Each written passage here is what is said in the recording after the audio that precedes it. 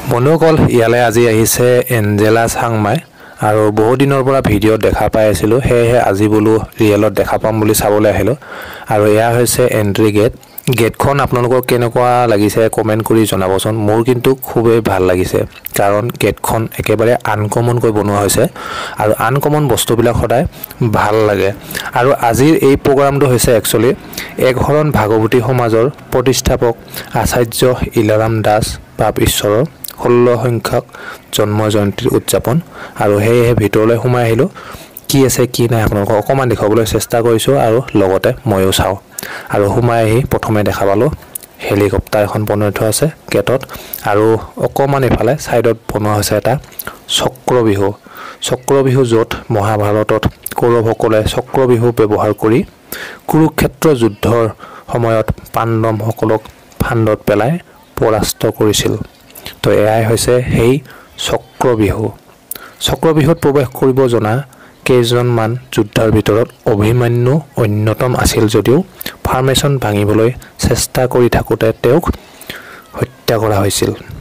যুদ্ধৰ নিয়ম উলংঘা কৰি কৌৰৱ সেনাপতিসকলে অভিমন্যুক একেলগে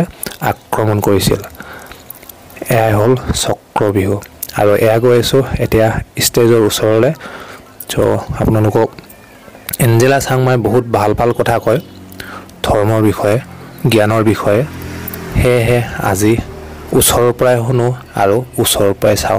ওচৰলৈ গৈ আছো আৰু এতিয়া কিনো কৈ আছে তাকে শুনো আহক আমি ভিডিঅ'টোত আজি ভাল লাগিছে আৰম্ভণিতে এই কথাষাৰ ক'লে তেখেতে মই যদি জ্যেষ্ঠৰ আশীৰ্বাদ বুলি জীৱনে কথাষাৰ পঢ়িয়াম যে নতুনকৈ এঞ্জেলা চাংমাইক আমি দেখিছো বুলি উল্লেখ কৰিলে গুৰুজনাৰ আদৰ্শৰ কথাবোৰ এঞ্জেলা চাংমাই কৈছে আদৰ্শটো প্ৰচাৰ কৰিবলৈ এঞ্জেলা চাংমাই চেষ্টা কৰিছে আৰু সেইবাবে তেওঁ যি প্ৰান্তৰে নহওক কিয় আমি সহযোগিতা আগবঢ়াব লাগে এই যে কথাষাৰ ক'লে এই কথাষাৰে কিন্তু বৰ মানসিক শান্তি যোগাইছে ই মোৰ বাবে মানসিক খাদ্য হ'ব ভাগৰি পৰিব আমি কেতিয়াবা যেতিয়া আমি সামাজিক মাধ্যমত এটা বিষয় উপস্থাপন কৰিবলৈ আগবাঢ়ো যেতিয়া গাঁৱৰ নামঘৰত ভাওনা কৰি আছিলোঁ যেতিয়া গুৰুজনৰ ওচৰত শৰণ লৈছিলোঁ মহাপুৰুষী আদৰ্শৰ জীৱনশৈলীত জীৱন কটাই আছো এতিয়ালৈকে যেতিয়া শৰণ লৈছিলোঁ এই যাত্ৰাটো যেতিয়া আৰম্ভ কৰিছিলোঁ তেতিয়া কিন্তু কোনেও চিনি পোৱা নাছিল গাঁৱৰ নামঘৰত আমি সেই সময়ছোৱাত গুৰুজনৰ আদৰ্শ প্ৰচাৰ কৰিবৰ বাবে নামঘৰে আমি ভাওনাৰ পৰা আৰম্ভ কৰিছিলোঁ আমাৰ যাত্ৰা সংঘৰী সংস্কৃতি শিকিবলৈ চেষ্টা কৰিছিলোঁ সেইবোৰ এতিয়াও শিকি আছো ক'ৰবাত যদি অকণমান শিকিছো সেই আন কাৰোবাক লগতে লৈ যাত্ৰাটো আৰম্ভ কৰিছো গতিকে সেই যাত্ৰা পথত বহুখিনি ঘাট প্ৰতিঘাত আছে আজি হঠাৎ যদি কোনোৱে কয় যে হয়তো কেইটামান দিনৰ পাছত ৰাজনীতিত যাবৰ কাৰণে এঞ্জেলা চাংমাই ভাষণ দিবলৈ এতিয়া আৰম্ভ কৰিছে এই কথাষাৰ ক'লে আমি কষ্ট পাম গতিকে মোৰ কথাখিনি আৰম্ভণিত মই এই কথাষাৰ স্পষ্ট কৰি দিব বিচাৰিছো একেবাৰে গাঁৱৰ এজনী সাধাৰণ জীয়ৰী গুৰুজনৰ ওচৰত শৰণ লোৱাৰ পাছতহে এই আধ্যাত্মিক যাত্ৰাটো কিন্তু আৰম্ভ কৰিছো প্ৰথমে গুৰু পৰিচয় তাৰ পাছত শৰণ লৈছো তাৰ পাছত মহাপুৰুষী আদৰ্শত যে থাকিম এই শপত লোৱাৰ পাছত মোৰ ঘৰখনৰ গুৰু আসনৰ সন্মুখত শপত লোৱাৰ পাছতহে অসমবাসীৰ সন্মুখত এই মাইক্ৰফোনটোত কথা কৈছো কোনো ৰাজনৈতিক দলত যোগদান কৰিবৰ বাবে কোনো ধৰণৰ জনপ্ৰিয়তা বিচাৰি এই ভাষণ দিবলৈ আৰম্ভ কৰা নাই ভাষণ দিবলগীয়া হ'ল এইবাবে যে যি সময়ত প্ৰচাৰ প্ৰসাৰ প্ৰয়োজন আছিল যি সময়ত আমি কথা কোৱাৰ প্ৰয়োজন আছিল সেই সময়ত আমাৰ মাজত থকা বহু লোকে কথা কোৱা বহু ব্যক্তিক আঁতৰাই দিয়া হ'ল যাৰ বাবে প্ৰচাৰ প্ৰসাৰটো ক'ৰবাত ৰৈ গ'ল সেই কথাটো আপোনালোকে অনুভৱ কৰেনে আমি সদায় কৈ থাকো যে বিশ্ব দৰবাৰত গুৰুজনাক প্ৰতিষ্ঠা কৰিব লাগে বিশ্ব দৰবাৰত প্ৰতিষ্ঠা কৰিব লাগে আমি দেখি থকা বিশ্ব দৰবাৰখন এতিয়া ক'ত আমি ভাবো যে আজিৰ সময়ত আমি বিশ্বৰ বিভিন্ন প্ৰান্তৰ ব্যক্তি এগৰাকীক বুজাবলগীয়া এনেকুৱা এটা পৰিৱেশ নাহক যে শংকৰাচাৰ্য আৰু শংকৰদেৱ একেজন নহয় শেক্সপিয়াৰতকৈ আমাৰ গুৰুজনা শ্ৰেষ্ঠ এই কথাষাৰ আমি নতুনকৈ যাতে বুজাবলগীয়া নহয়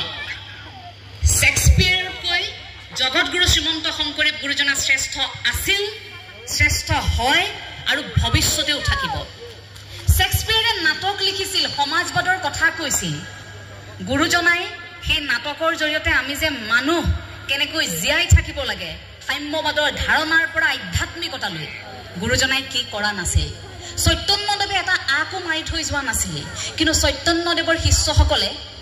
চৈতন্যদেৱৰ আদৰ্শটোক জীয়াই ৰাখিবৰ বাবে কিমান গ্ৰন্থ ৰচনা কৰিলে আপোনালোক সকলোৱে জানে কিমান সাহিত্যিকে তাৰ পাছত চৰ্চা কৰিলে আমাৰ গুৰুজনাই আমি যাতে জ্ঞানেৰে সমৃদ্ধ হৈ থাকিব পাৰো তাৰ বাবে আমাক গুণমালাৰ পৰা আৰম্ভ কৰিলে আমাক ভাগৱত শাস্ত্ৰভাগী অনুবাদ কৰি দিলে যে তোমালোকে এনেকৈ থাকিব লাগিব এই শাস্ত্ৰভাগীত তোমালোকে গোটেই জীৱনৰ উত্তৰ পাব পাৰা এই ভাগৱত শাস্ত্ৰভাগীত কীৰ্তন দি থৈ গ'ল আমাক মহাপুৰুষ শ্ৰী শ্ৰী মাধৱদেৱ এই পৃথিৱীৰ এগৰাকী শ্ৰেষ্ঠ সেৱক বুলি আমাৰ মনে কয় গতিকে সেইগৰাকী মহাপুৰুষে আমাক নামঘোষা তুলি দিলে হাতত কি নাই অসমীয়া জাতিৰ হাতত আমি গ্ৰন্থ পালো জ্ঞানেৰে সমৃদ্ধ হৈ থাকিব পৰাকৈ গুৰুজনাই আমাক সেয়া দি থৈ গ'ল কিন্তু আমি অসমীয়া মানুহ এলেহুৱা হৈছো লাহে লাহে আৰু সেইবাবে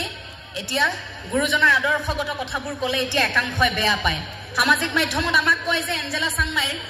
এই শংকৰদেৱৰ বাহিৰে আৰু বিষয় নাই নেকি সেইসকলক এইখন মঞ্চৰ পৰাই কম যে নাই গুৰুজনাতকৈ ডাঙৰ বিষয়বস্তু অসমত আৰু একো হ'ব নোৱাৰে গুৰুজনাৰ গোটেই জীৱনশৈলী আপুনি মই এইটো জনমত আমি অধ্যয়ন কৰি শেষ কৰিব পাৰিম নেকি কেতিয়াবা ভাবি চাওঁ যে সেই পুৰুধা ব্যক্তিগৰাকী যাক আমি ক'ব পাৰোঁ যে কৃষ্ণেহে শংকৰ স্বৰূপ ধৰিয়া জগত উদ্ধাৰ কৰে যে সেইজনকে আমি ঈশ্বৰৰ অংশ বুলি ভাবোঁ কোনোবাই ভাবিব নোৱাৰিব পাৰে কোনোৱে স্বীকাৰ নকৰিব পাৰে কোনো কথা নাই আমাৰ তাত আপত্তি নাই কিন্তু আমিতো স্বীকাৰ কৰিছোঁ গতিকে আমি যদি সেইসকলৰ আদৰ্শত বাধা দিয়া নাই তেন্তে আমাৰ আদৰ্শ আমি এখন ভাগৱতী সমাজতেই থাকোঁ বা আমি অন্যান্য আমাৰ আধ্যাত্মিক অনুষ্ঠানতেই আমি থাকোঁ মহাপুৰুষে আদৰ্শতেই থাকোঁ আমি যি স্থানতেই নাথাকোঁ কিয় আমি যদি গুৰুজনাক প্ৰতিষ্ঠা কৰিবলৈ আগবাঢ়িছোঁ আমাক বাধা দিয়াৰো সেইসকলৰ কোনো অধিকাৰ নাই আমাৰ যাত্ৰা পথত যদি তেনে হেঙাৰ আহে উফৰাই পেলাব লাগিব অসমীয়াই গতিকে আমাৰ সেই চিন্তাবোৰত এলান্ধু লাগিবলৈ অসমীয়াই দিব নালাগিব তাৰ বাবে ভাবোঁ যে প্ৰচাৰ প্ৰসাৰৰ বাবে এঠাইত এগৰাকী নহয় দুগৰাকী নহয় ঠায়ে ঠায়ে যদি 100 গৰাকীৰো বক্তা জন্ম দিয়াৰ প্ৰয়োজন হৈছে তেন্তে 100 গৰাকী বক্তা আপোনালোকে সাজু কৰক এই বক্তাসকলক এইভাবে সাজু কৰক যাতে আজিৰ পৰা বহু বছৰ পাছত আমাৰ সেইসকল উঠি অহা প্ৰজন্মই আমাক ক'ব নোৱাৰে যে তোমালোকে তোমালোকৰ সময়খিনিত কি কৰিলা তোমালোকে কেৱল আধ্যাত্মিক অনুষ্ঠান পাতিলা আৰু মহাপ্ৰসাদ খালা বা মা প্ৰসাদ খালা তোমালোকে প্ৰসাদৰ টুপুলাটোত তোমালোকে গুৰুত্ব দি থাকিলা তোমালোকে দেখোন প্ৰচাৰ প্ৰসাৰত গুৰুত্ব নিদিলা গতিকে সেইসকলক উত্তৰ দিব পৰাকৈ আমি নতুন প্ৰজন্মই এতিয়া কাম কৰিম সেইবাবে আমি কওঁ যে এই যুঁজখন এঞ্জেলা চাংমাই নহয় ভাষণ দিয়াটো আমি কোনো প্ৰফেচনেল বক্তা নহয়